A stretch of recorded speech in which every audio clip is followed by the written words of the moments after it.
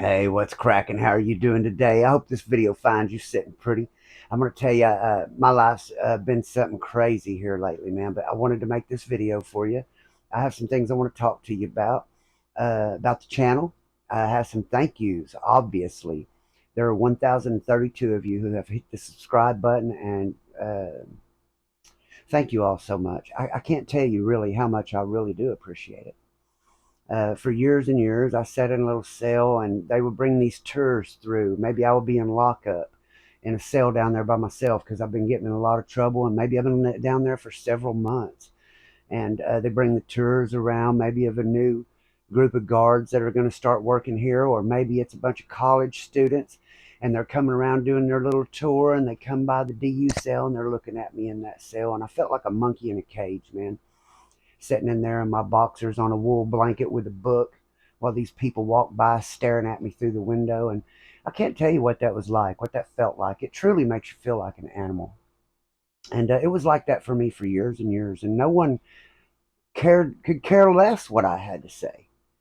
So for over 1,000 people to subscribe to my channel and care what I have to say, that means more to me than any of you will ever know.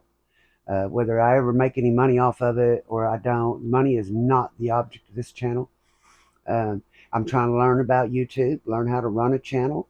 I break all the rules on this channel. My name is Ricky Dye, if you've never watched one of my videos, and I went to prison when I was 15 years old, and I was there for over 20 and a half years flat. I didn't get out till I was almost 35. If you'll go back at the beginning of my story, I'll tell you what happened, what sent me to prison, what it was like to be certified as an adult and sent to prison with grown men, what it was like for me. And I've been telling my story, and I'm going to tell it from beginning to end. But I've only got through a few prisons at this time, and if you want to go back and catch up, I've been telling it all the way through, like you would, just like it happened. And if you keep listening, by the end of it, you'll know pretty much everything about me and what it was like to go to prison as a kid. There's no way I can slam 20 years and growing up in a prison into a few videos. It's going to take a little while to get 20 years into videos. So if you'll bear with me, we'll get there. But the first thing I want to do is thank everyone who has commented on the videos, who has shared the videos, who sent me a friend request on Facebook. There's a whole lot of you guys now who've sent me friend requests on Facebook. I think it's so awesome to get to know you a little and for you to get to know me, to see things on your Facebook from the other side of the world, from Australia, United Kingdom, Switzerland, the UK. Man, it's so awesome. Thank you guys for sending me the friend request. And I've had chats on Messenger with people. A guy named Ben last week from Australia. If you want to send me a message, I'll be glad to chat with you, man. Let's get to know each other. Any other YouTube channel, I'm supposed to have B-roll up right now. That's little pictures and things to catch your attention and get you to keep watching the video. I don't do that. It's just me sitting here talking to you. I don't edit the videos. If I mess up, you see it. It's like me and you sitting here talking. And that's all it is. I want to touch base with you. I want you to understand what it was like to go to prison. If there's any way in words I can describe to you the way I felt, that's my goal. Because I don't want you to make the same mistake I made. If you're a young person, my goal is to reach you in particular. Because I made the mistake when I was only 15. And I know what it's like to be stressed out, to not know what to do emotionally, to not know who to turn to or who to talk to. And I think if I could have watched some videos like this, maybe it would have deterred me from doing what I did. And I would like to do that for some other kid. I really would. But regardless of your age, these videos for you. If you're thinking about doing something wrong, if you're depressed, if you feel stuck in life, like things are just never going to get better for you and life sucks, these videos are for you. And I hope that today you have chose to set down your curses and pick up your blessings. That's my wish for you each and every day. That even if you have a day when you have to cry all day from the pain, that you can still smile through those tears, because that's what life is all about. When you wake up on the planet Earth and you're able to breathe and you open your eyes, that is a blessing to you each and every day. If you're alive, you're a lucky one. So try to take advantage of it, because even on the bad days, I thank God I'm still alive. So I hope that you can do that. I hope that maybe listening to some of my stories, you can listen to them, think, hey, if that guy can still smile and be happy, anyone can. Because you can, because I am. And I am after a torturous life. And if there's anyone who could sit around, feel sorry for themselves, and give up, it's me. Now, what I wanted to do this video is answer a bunch of questions. The last video I put up, what happens to child molesters when they go to prison. Uh, it's the only video I have that I can't, that is limited on advertisement. Every other video, I can get any advertisement for it. I think so far I've made $9 since I've joined, and part of that was because someone gave a super thanks. You're the first one to ever do that. You can give a super thanks on a video. It highlights your. It just says user though. It doesn't say his name, but you know who you are, and I want to thank you. I also want to thank Roger Williams again. He sends money in support of the channel. He does that a lot, even though I put him on restriction. Thank you, Raj. Roger's been with me all through, man. He's helped me get a lot of subscribers. He's been there with me, and he's a good friend. We've eaten dinner together. Good guy. Any of you guys want to reach out to me, I'll be glad to get to know you, man. And any way I can help you, talk to you, I'll be glad to do that, as long as I have time. Uh, Now you can hit join on the channel and give it $3 a month in support of the channel if you want to do that. But I will say up front, you don't really get nothing for it. I think you get little badges or something. But on this, the thing is, I'm supposed to say, hey, I'll answer your comments if you'll hit join. Try to talk you into giving me money. But I'm not after your money. I would like to get the money from commercials and stuff. Once I get my store going, if you'd like to support the channel, I'd like for you to buy something from my store. But just to give me money for nothing, if you want to do it to support the channel, man, I definitely appreciate it. I'm not going to tell you I can't use money, but I'm here to try to help someone. I'm not after your money, so you don't have to do that. I'm going to answer all your questions anyway. I've answered every comment I think that I know of. If someone gets in there, everyone has a right to their opinion. I let everyone say what they want in the comments. I don't hold the potentially, I can hold potentially bad comments until I review them. I don't do that. I say what I want to say on here, so I'm gonna let you say what you want to say. But if you start arguments or you start at make it where start where people leave with a negative feeling instead of a positive one, I'm gonna remove that. So if you don't have something nice to say, don't say nothing at all. Maybe you've heard that when you're a kid. If you don't have nothing nice to say nothing at all. And but thank all you guys who have took the time to say positive things in the comments. So I'm going to answer a bunch of the questions that came up from the last video. It's the only video I have. I don't know why, but they put limited advertising. It wasn't suitable for all advertisers. And it's my #1 video, and it's the only one that's demonetized. But that's okay. I'm not tripping. If it helps someone, that's all I really care about. I'm not even sure why it got demonetized. I requested a review, and I was denied. So what I did is usually I don't read anything, but today I sat down and wrote all the questions people asked me so I can answer your questions. And that's what I'm going to get into in just a minute. But before I do, I want to tell you about the surgery.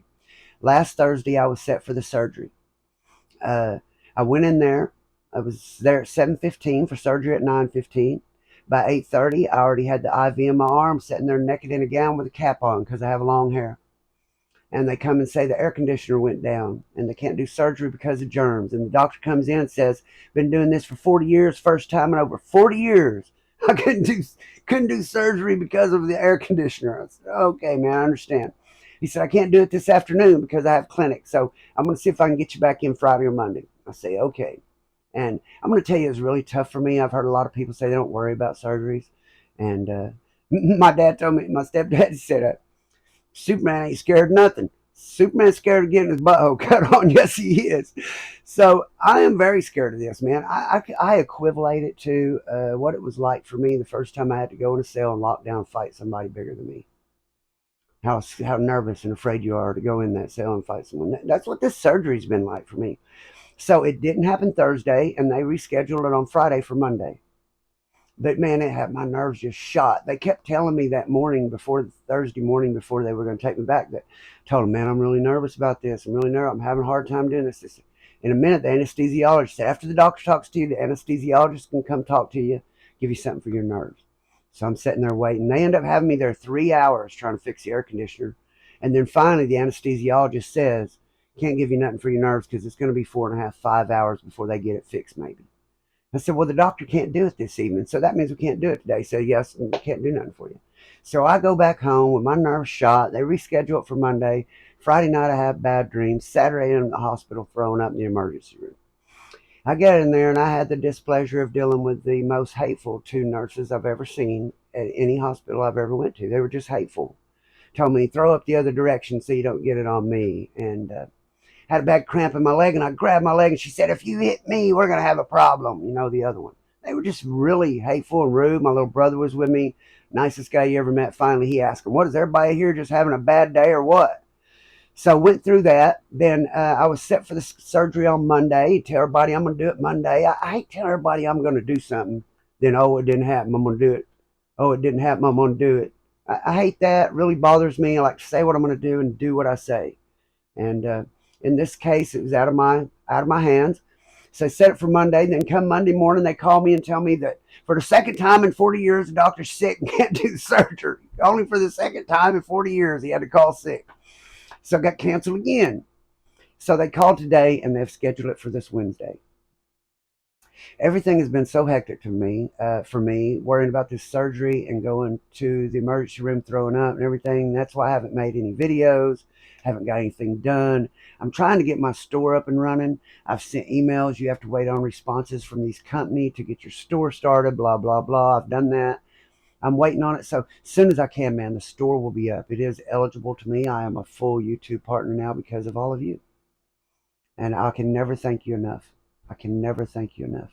As soon as I'm done with this surgery and recovery, I will set up a live stream for me, my mother, and my wife. They will be my guest. They said they're very nervous about it, but they told me they would do it. So any questions, things you'd like to ask them, start thinking about that and get that ready, because it'll be a live stream. You guys will be right here with us. You'll be asking the questions and we'll be answering them for you. So get your questions ready, man. And please, you guys, tune in for that. I'm not going to keep you on there for forever. They don't want to be on there forever, and I don't want to sit here forever. But I do want to talk to you, though. I do want to answer your questions. All right. So with that, I'm going to get into some questions now. Number one, you never ever ask someone how much time you have in prison. So one time I was in lockup, and I'm sitting down there and I'm in lockup, and I've been in lockup for close to 3 months, and I'm waiting to get back out on the yard, and I don't have no money, and my mom and them haven't been able to come and visit, and I don't have a girlfriend coming to visit. I don't have anything. And so I've decided that while I'm in lockup, I'm going to make me a homemade knife. And this goes with the other question. How do you make knives in prison? Where do the knives come from? Okay, so what you have to do is get you a good pair of toenail clippers. And you break that pair of toenail clippers in two. Then on every cell, there's a light made of metal that's only about, say, yay thick. It's real thin, that holds the lights in, the light bulbs. Then you have the metal for the bunks. Then you have a metal that you set at your little desk. There's just a piece of steel that sticks out, and it's basically the desk in your cell. And then there's another piece of metal that sticks out a little lower, and that's the seat you sit on while you write. And what you do is you take them toenail clippers and you pick you out one of those pieces of metal. They're all about the same thickness. It's going to be hard regardless, but the light's probably the thinnest. And you sit there and you scratch it, and you scratch it, and you scratch it, and you scratch it until you finally can bend it loose and break it loose.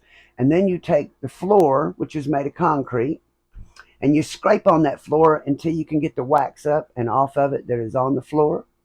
And then you use that raw concrete to sharpen that up. Then you're going to take your sheet and you're going to tear strips of your sheet off and use it to make you a handle. And that's how you make a shank in prison. Or mop buckets have real heavy pieces of wire on them. You pick them up and carry them with it. Heavy duty mop buckets. You can break that wire off there, straighten it out, and keep it where it's only about that long so it won't bend. Because if it's real long, it will bend. But if you keep it short where it's only about that long, it won't bend, and it can reach everything you need it to reach. And that's how you make shanks in prison. So I was in lockup and I was making a shank. And I had been locked up at this time probably close to 15 years. And all of a sudden, I'm in a cell by myself. And I haven't been letting them put anyone in my cell. So usually in lockup, they'll put 2 people in each cell. When you're in lockup, the hole, solitary confinement, whatever you want to call it. And I've been down there for over 3 months. And I wasn't letting them put no one in my cell because if you got someone in your cell all the time, you may not get along with them. You may not like them. You have to listen to them when they fart. You have to listen to when they crap. You have to smell it. So I always feel like I'm being locked up anyway, locked down 24 hours a day, all day, which you basically are, because you don't want to get up, get handcuffed up, put belly chains on, shackles, to go out into a little bit bigger cage where you can see sunlight through chain link fence above you. It's really not much of an exercise. You can get the same thing in your little cell you're in. So I refuse to take a cellie. So, but that keeps getting me in trouble. I do get more write-ups for it. And so since I've been locked up over 3 months and I'm finally about to get to go back out on the yard.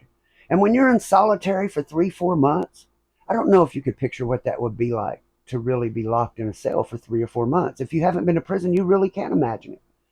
Because when they take you and they first put you in there and lock that door, and you look around,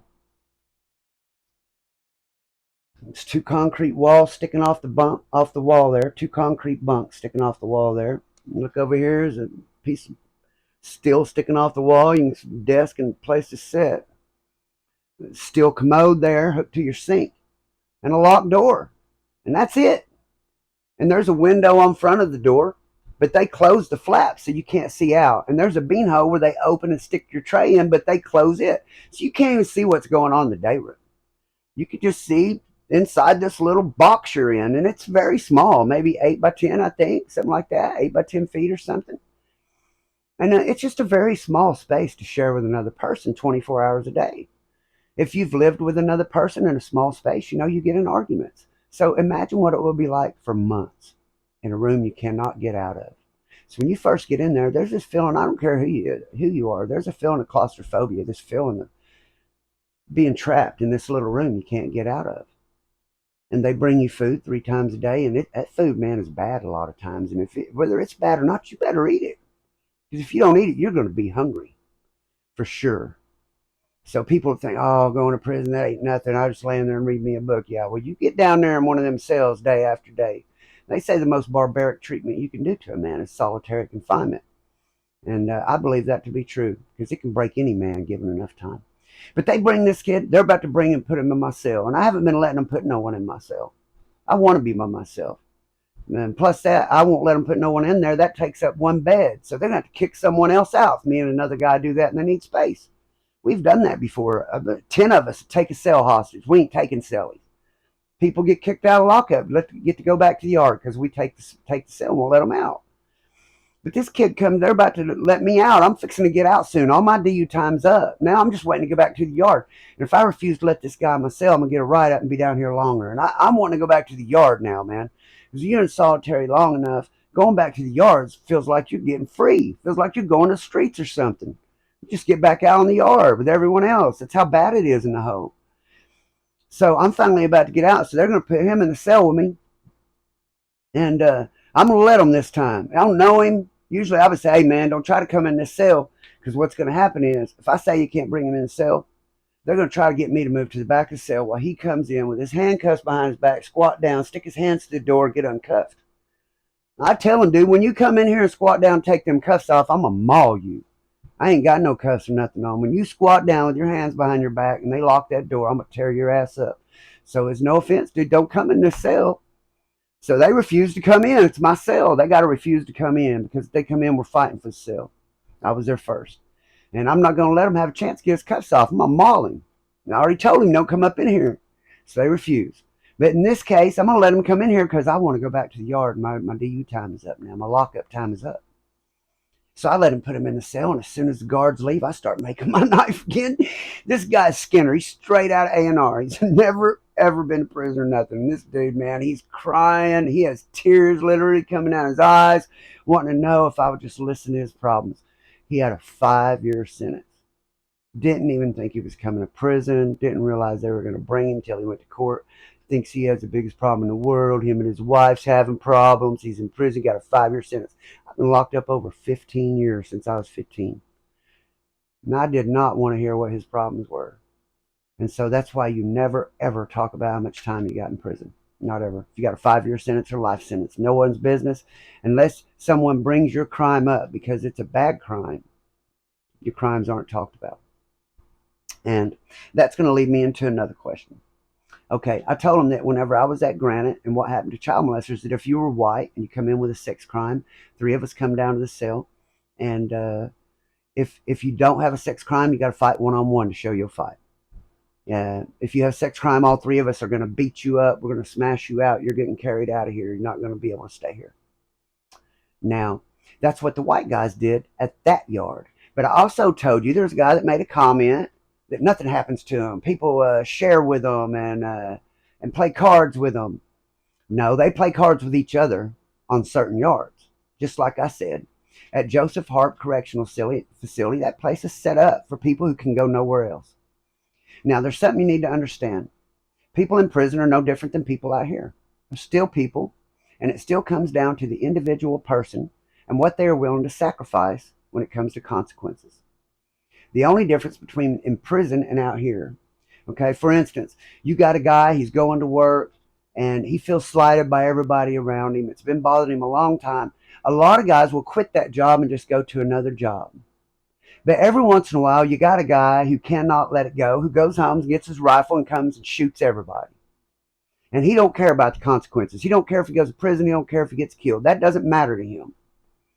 The difference between out here and in prison is in prison, where out here there may be one of those guys out of every 1,000 people. In prison, these are all those guys that have already proved that they will set the consequences aside. Now, not everyone in prison is willing to go and smash someone because they did something to your kid. I'm not going to lie to you about that. I'm not ever going to lie to you about anything. But for someone to say they don't have to worry about it, nothing happens to them, that's not true in the easiest of places. Even the ones who are at Joseph Hart, where they are protected, because make no mistake about it. When police officers are arrested, found dirty, sent to prison, they cannot put them on the yard with guys who are going to kill them.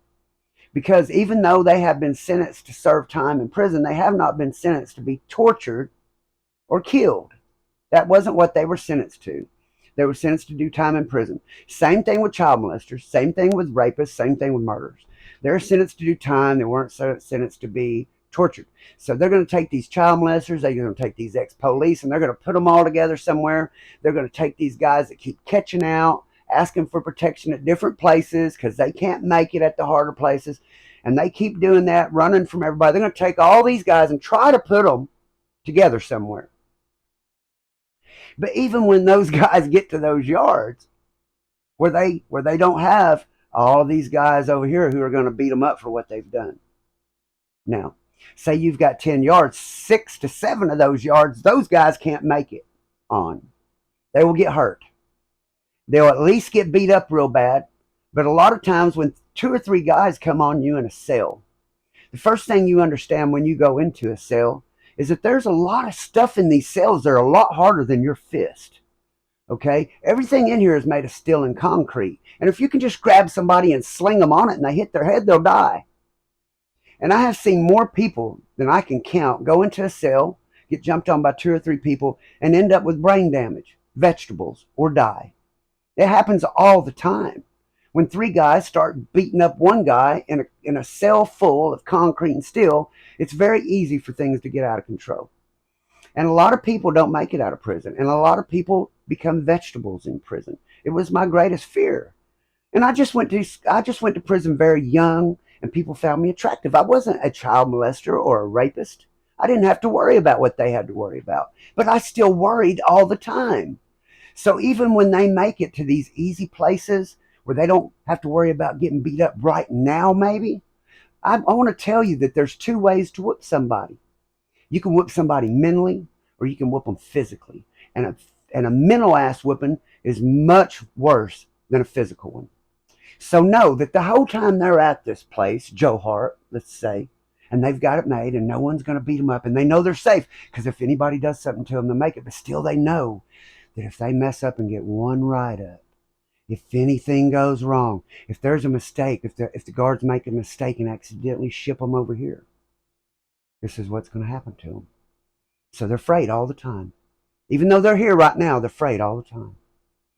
I don't know if you've ever had a job or been around someone in your life that you're afraid of or intimidated of. Somebody that made you nervous. You have to keep going around them all the time, even though you're afraid of them. To live in fear. I don't know if you know what that's like. And if you don't, I hope that you never do. But living in fear is no joke. And first you lose your freedom. You lose your manhood and your dignity. But then you have to live in fear also. And that's what the sexual crime, people who are convicted of sexual crimes, that's what they have to deal with. But even if you're not in for a sexual crime, let's say, had a guy ask me what would it be like for him. He was in his 60s. Say he went to prison for DUIs or robbery. Say he hadn't done any sexual crime, but he's in his 60s. So it's going to completely depend on the yard he goes to. If he goes to a real easy yard, maybe they'll call him Uncle Grandpa. Maybe they'll pull him up. Maybe they won't be too mean to him. Or maybe there'll be two or three guys that are some real thugs. Maybe these white guys are going to come up in his cell, start asking him for his coffee and his Debbie's, and the first time he says no, they're going to start taking it. Maybe that'll happen to him. So if you're thinking about doing something that's going to put you in prison, man, don't ever let anyone make you do something that's going to make it worse for you. You get one shot in this life, man. Always remember, no matter how rough things seem, they can always get worse. So think about it ahead of time. Take a second, stop and think. Think about how good things really are for you instead of thinking about how bad they are. Think about what you have going for you. Let go of the things you don't. So that's the way it's handled with white guys. Okay. Now it's different with the blacks. So what if, this girl asked, what if there's a black guy in for child molesting? He's 300 pounds, carries a knife. Black guy. There's no way that white guys can go over and do something to that guy. Okay. Unless it was family or something like that, then believe me, there are guys that will get at him, regardless how big he is, or if he has a knife, or if every black in there will help him. There are people who don't care about the consequences, just get him if they can. That does happen too. But for all my videos, I'm honest. It was a question that was asked of me. I'm not racist in any way. I've had some guys say they unsubscribe because I'm not racist. Whatever, man. Do what you do. You can't make everybody happy, but so remember, I'm not here telling you what I think it should be. I'm telling you what it is. So I'm not calling the shots. I'm not trying to put nobody down. I have a lot of black partners, man. But the blacks, they don't check each other's paperwork. They don't go and jam each other up like that. I've seen guys, black guys in for rape and stuff, and I don't really know of them for child molesting, but black guys don't talk about their crime. They don't ask each other that. And I think that a lot of that comes from before in the 60s, 70s, 80s, when the blacks were really outnumbered and there was a lot of real serious racism. And there was a lot, the whites really ran the prison system and the blacks got hurt a lot. And I think it just boiled down to you see two or three white guys over here trying to get a black guy, they don't even stop to ask what it's about. If he's a child molester or whatever, they're going to help that black guy. The other blacks will. And it doesn't matter what the crime is. The blacks are going to ride together. But at the same time, saying that the blacks don't take care of their own is also that is also a lie. Because I guarantee you this, man. Most of the young blacks that end up in prison, even some of the middle-aged ones now, end up in the gangs. Okay, they end up in one gang or another. But those guys in those gangs, they're for real, man. And most of them, they don't go for the other gang members doing nothing gay, messing with these homosexuals. They don't go for that shit. They're about their money, and they're about sticking together. And usually they're about trying to get some dope in and trying to run the yard. And they fight together, and they stick together. And they don't talk about their crimes and stuff, and they stick together. So the white guys cannot go over here and jam up this black guy because they found out what he was in prison for. But there are times if this guy happens to be running in a gang with some of these other black guys, some white guy like me that deals with everybody goes over and tells them, hey, brother, that one of your guys, man, he's in here for child molesting. And they find out. I've seen them put them off the set, beat them out. So they do handle their own. But it just isn't the same as the white guys do it. The Indians and the Mexicans, they pull them up automatically. They run checks on them on the internet. They know what they're in for. It's just a whole tighter knit thing. And if you made a bad mistake and you're Indian or Mexican, you will have to go to PC off the bat because you will get stabbed up. They pull each other up. You fight one of them, you're going to fight them all. They will help each other, but if you've done something foul, they will smash you out off the bat. Believe that. So let's see what other questions I got here. This video is getting long, but y'all asked for long ones. So I'm going to put this one up. I'm going to try to make another one so that next week when I do my surgery, I'll still have one to upload. And maybe if I can make another one, I can upload it while I'm recovering. Try to get up a video a week at least. But guys, as soon as this recovery's over, I'm going to get this live stream. I'm going to have that store up and running. I'm going to start putting 2 or 3 videos up a week and see if I can make a run at this YouTube thing. You guys gave me a chance. Now I'm going to do my part. I'm going to do the work. In the beginning, I really thought it was going to be easy. I would just sit here and tell you stories and upload the video. but it's not that easy. If you want to make anything of a YouTube channel, it is a lot of work. It is a full-time job, pretty much. I could work on this from daylight till dark, still have things I needed to do to it. And that's without editing and without B-roll. It really is a lot of work. And I see why it takes a crew of people to run one of those channels where you see guys 100,000 subscribers. That's a crew of people running that. Million subscribers. That's a group, just like they make TV channels. One guy doing what I'm doing, it's difficult. But with you guys' support, I made it. Thank you, man. God bless each and every one of you. And let me see what else I got here.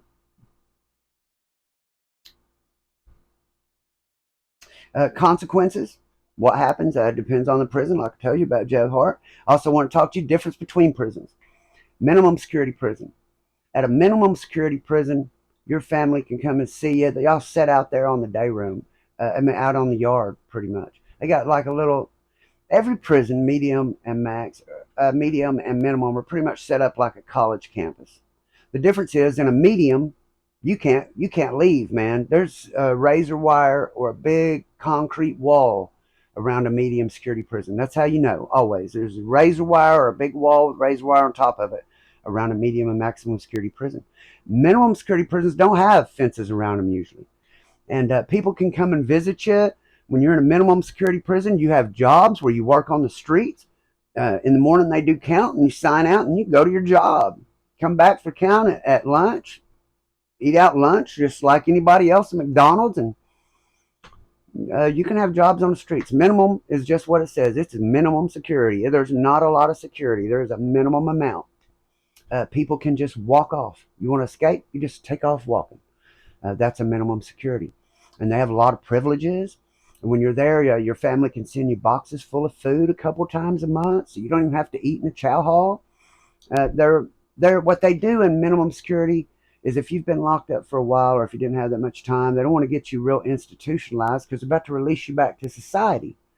And what they did to me is they kept me in medium max security the whole time and then just set me free. I went from solitary confinement to walking around Walmart. So my chances of staying out were very low. But generally they try to stair step you down from maximum to medium if you ever went to maximum, and from medium on down to minimum in a work center. Try to get you used to being free again so you can be a productive member of society. Medium security is always fenced in. You're always locked on your units. They have what's called movement times where you can go to unit or to the gym, but then that's only once an hour, and the rest of the time you're locked where you're at. So that if the ride or whatever jumped off, they can shut it down real quick by just locking one area down or whatever. Maximum security, you don't get to move around no yard. You're locked in your room 23, 24 hours a day. Maximum security.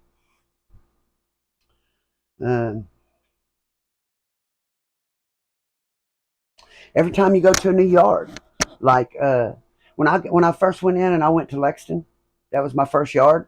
It was like, whoa, man, I don't know what to do here. I've talked about it in the other videos. But it's like being locked on a big college campus. You can't leave, and fences around it. But you want to go back and listen to my first videos about where I went to Lexington the first time. You hear what I went through as a kid there.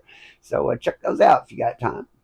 But then when I get locked up, sent over here to McAllister, it was being afraid all over again. It's like getting locked up all over again. And when they let me out of McAllister, it was so locked down. Going back to a medium, I felt like I was being free, but I don't know. I was really nervous about going back to a medium and being around people again because I've been locked in that cell only around one person all the time for over a year. So even going back to a medium where I was around a bunch of other inmates at one time was kind of really hard for me. But whenever I went when I got out of McAllister, I went to Connors and went from there back to Lexington. I had never been to Lexington once, but still, you always get really nervous when you go from one yard to another because if you're on this yard in prison, you have no idea who the people are in this yard in prison. So going from one to another is starting over completely.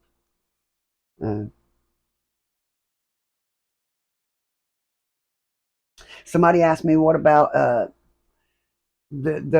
somebody from I think it was from the UK or Australia asked me about how ridiculous it was for the amazing amounts of time that we give out here in the United States. How we give somebody 300 years, 400, 500 years, stuff like that. So what they've done here in Oklahoma to try to change that is they instituted a law called truth in sentencing. It's been instituted for quite a while now, but what it is instead of giving somebody 300 years, give them 50 years, but they have to do a third of it or two-thirds of it before they can even come up for parole. Have to do two-thirds before they can even be recommended for parole, before they even see a parole board. So that way, instead of giving you 300 years, you can never do. Give you 50 years, you have to do two-thirds of it. 35 years, 30 years, something like that, before you can even go up for parole. So that's called truth in sentencing, and that was supposed to really get the amount of years they keep giving under control, but it really hasn't. They're still giving people crazy amounts of time. So. The phone system, man, you've seen it on the news from time to time. Uh, it's all the time because it's a money deal, man. Uh, phone doesn't cost that much. I pay $35 a month for my phone with unlimited everything. And in there, if I call my mother, it's like $2.45 for the first minute, and then like 45 cents for every minute after that.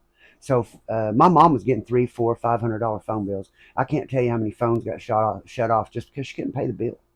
The phones are outrageous what they charge you to call when you're locked up in county jail or in prison. It's ridiculous. And with that, man, I'm going to wrap this one up. I hope I answered a lot of the questions you guys have asked me. If you haven't sent me a friend request on Facebook yet, feel free to do that, man. Most of the time on YouTube, you sit here, you watch videos, and a lot of them are good. I'm not comparing mine with anybody's. I know they're lacking in a lot of ways. But at the same time, usually you make a comment on YouTube, you're very lucky to get a response from the creator. Not only do I want to respond to your comments, but I'd like for you to send me a friend request on Facebook. I would like for you to join my Discord. You follow me on Twitter. But on Facebook and Messenger, especially, I'm on there a lot. I see the comments. If you message me, I'm going to message you back. Maybe I've set up phone calls with several of the subscribers. So I like the interaction. And if you haven't subscribed yet, do that for me. I really appreciate that, man. We're going to make this happen, me and you, baby. We're going to get this going. So hope this leaves you sitting pretty. That's my new thing, baby. Hope you're sitting pretty. And may God bless, keep and protect you and yours. Surgery's next week. I will try to make a video and slam it up somewhere around that time, and one the next week. But expect one a week for the next couple weeks. By then, hopefully, I'll recover, and I'm going to make a run at this YouTube, 2-3 videos a week. You guys send me some questions, help me figure out what I'm going to talk about. But I'm going to get back to my story, and we're going to finish that. Same time, I like to answer your questions. May God bless and keep you all. Hope to see you in the next one. Peace out.